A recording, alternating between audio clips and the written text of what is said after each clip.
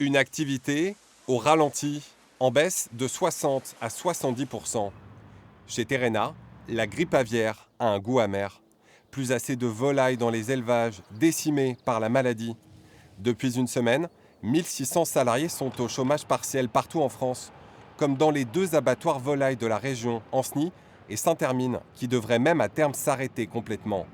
Pour maintenir des salaires à 100%, 200 postes au sein du groupe ont été proposés par la direction ailleurs qu'en Pays de la Loire.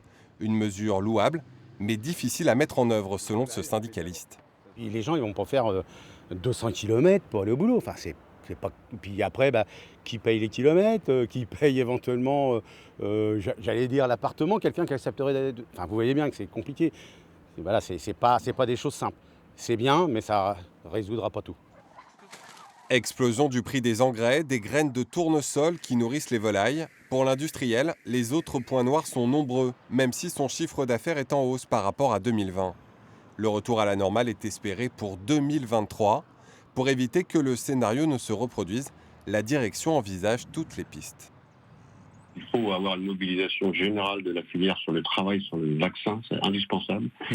Au-delà de ça, il faut toute une réflexion sur le renforcement des mesures de biosécurité. Il faut avoir toute une réflexion sur les emplacements et la logistique entre les espèces de volailles. On ne peut pas imaginer que ça puisse arriver tous les ans, ou même une année sur 2, ou même une année sur 3. Ironie de la situation, le nouvel abattoir d'Ancenis et ses 43 millions d'euros investis sortira de terre à l'automne.